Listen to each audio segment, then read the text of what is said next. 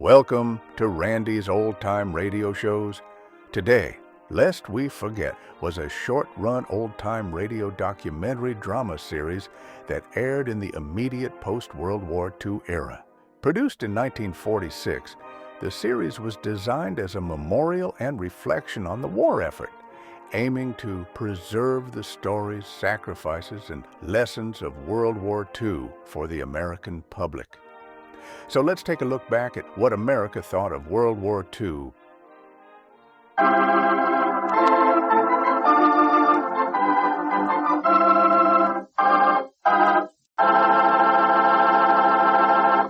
Lest we forget the American dream.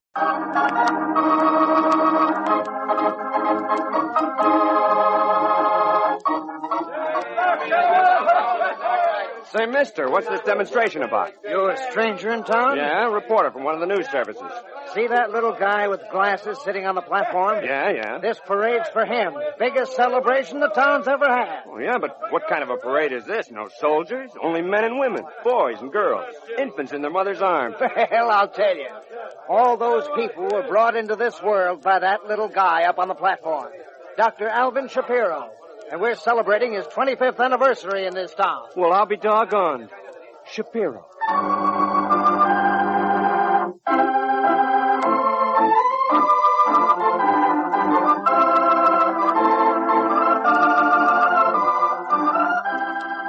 Lest we forget the American dream. Another program in this series dedicated to you, to me, to all Americans, and the kind of America we want to live in. Our story, A Party for the Doctor, starring Ralph Bellamy.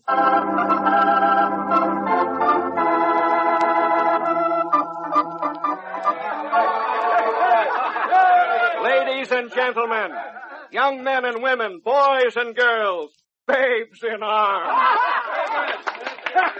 It was indeed a fortunate day when Alvin Shapiro decided to embark on the glorious career of medicine.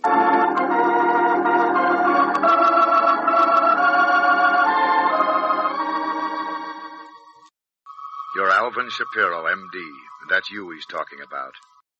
It was a fortunate day when Alvin Shapiro decided to embark on the glorious career of medicine. How easy he makes it sound.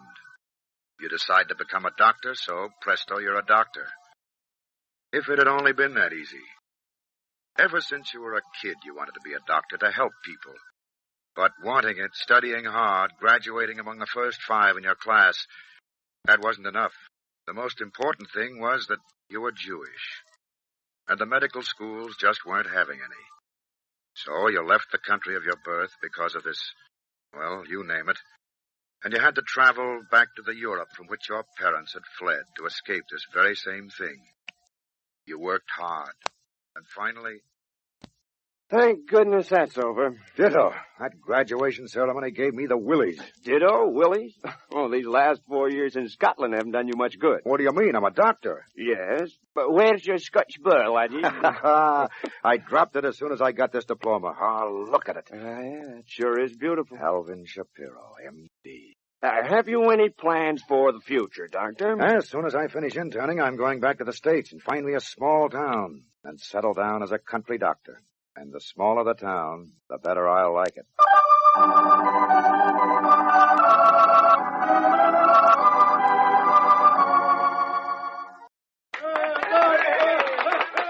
One day, 25 years ago, Dr. Alvin Shapiro entered our town. It was a good day for all of us when he picked us from all the others in the country to become his neighbors. You'll never forget that day. You wanted to be a doctor in a small town, a country doctor. You wanted to get away from the large cities with their large prejudices and work with people.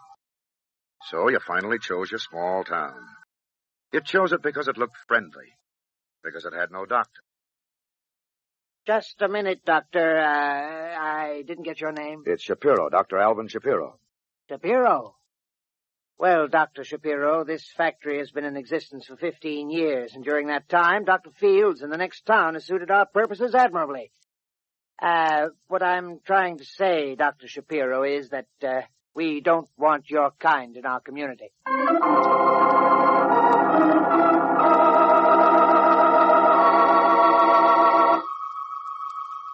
What does a man say?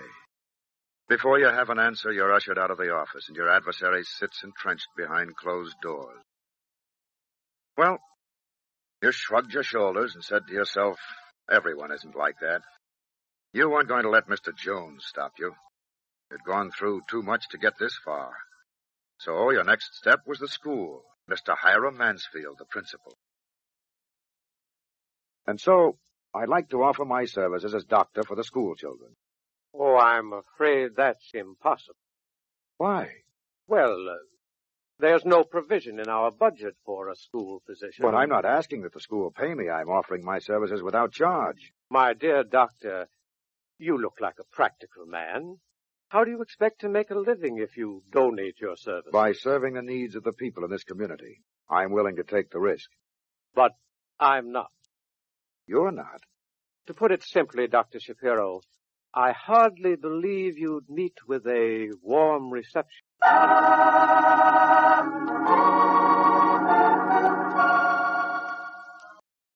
There it was again.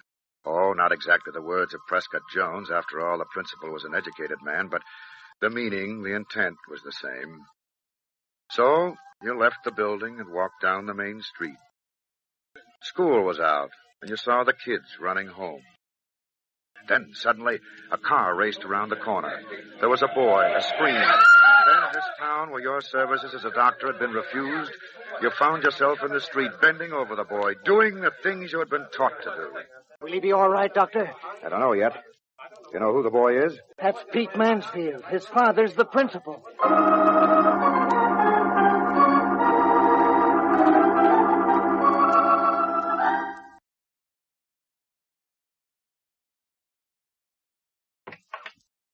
Hello, Doctor. Come in, Mr. Mansfield. Thank you. Cigarette? No, thanks. Doctor, I hope you won't misconstrue my visit, but How's the boy? He'll be all right. Thanks to you. Anyone in my position would have done the same, Mr. Mansfield. At the time, I didn't even know he was your son. Would that have made any difference? You know better than that. Oh. You're making it very difficult for me, Doctor. Speak up, Mr. Mansfield. Well, believe me, I'm grateful for what you've done for my son, but for me to help you get established in this community would, well, it jeopardize my position here. I hope you understand I'd like to help, but...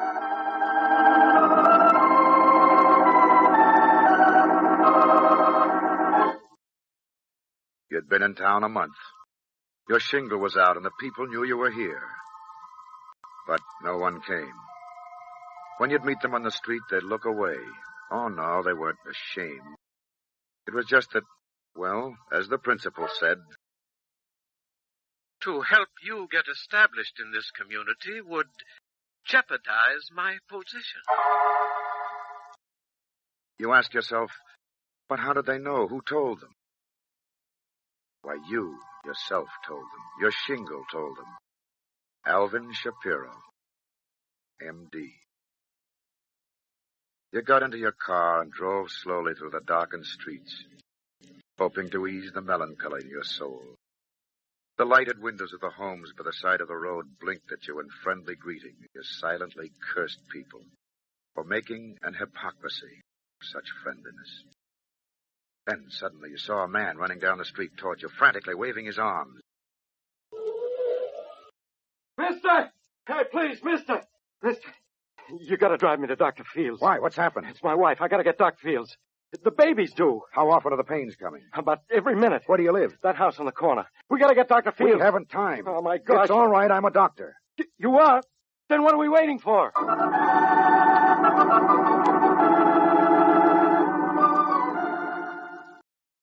There wasn't a moment to lose. So you took over as if you'd been doing it for 20 years.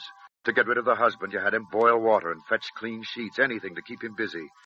And then, along about midnight... How beautiful that music sounded to you, the song of creation. You had brought your first child into the world.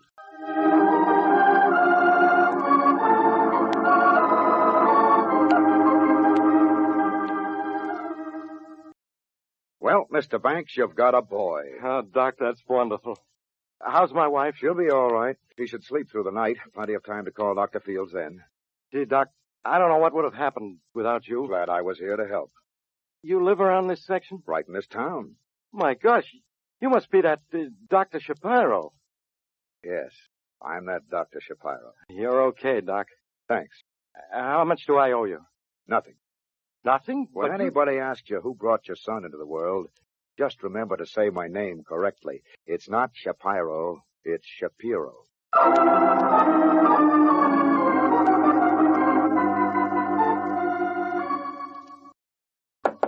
Just a minute.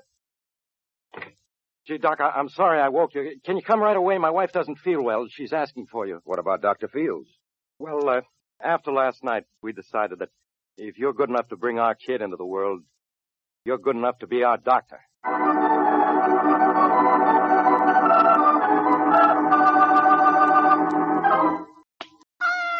It's a girl, Mrs. O'Connor.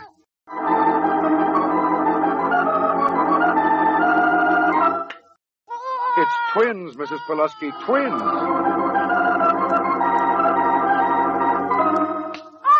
A boy, Mrs. Manzoni. 7 pounds, 3 ounces, Mr. Hamilton. A boy, Mr. Cohn. Birdhoff. Wilson.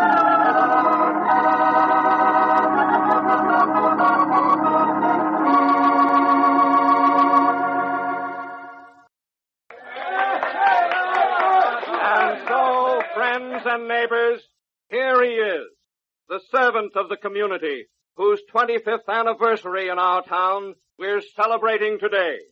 Our very good friend, Dr. Alvin Shapiro.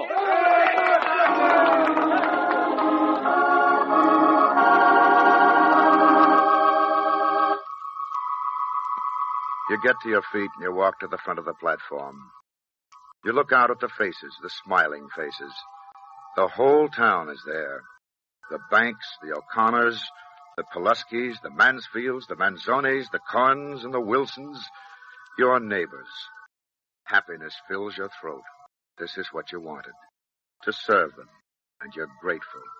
Very grateful that they permitted you, accepted you. Let you do what you could to help them. You start to speak. Folks, friends, it seems that I have lived all my life for this moment, to taste it, to find it good. It's not for you to thank me, but for me to thank you for giving me the opportunity Hey, Doc. What is it, Steve? The baby, Doc. I think it's coming. I hate to ask it, but can you break away? Be right there, Steve. Folks, I had a speech prepared, but it looks like I'm not going to be able to give it here. Steve Johnson tells me we're getting a new neighbor who can't wait to live in our town, and I've got to welcome him. Tell you what, maybe I'll give him my speech. Maybe I'll tell him how lucky he is to be born in America, in our town. Maybe I'll tell him that living with us, he hasn't a thing to worry about, that we'll do everything we can to give him a break. Because we've all learned that it isn't a man's color or his religion or his national background that counts, but only what he is and what he does. How about it? Shall I tell him that? Okay, Steve, let's get going.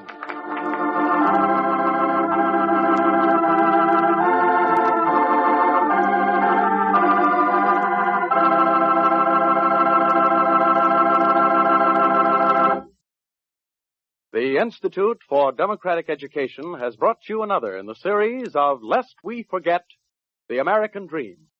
This program starred Ralph Bellamy. Listen in again next week for another in this series dedicated to you, to me, to all Americans, and the kind of America we want to live in. Not tomorrow, but today.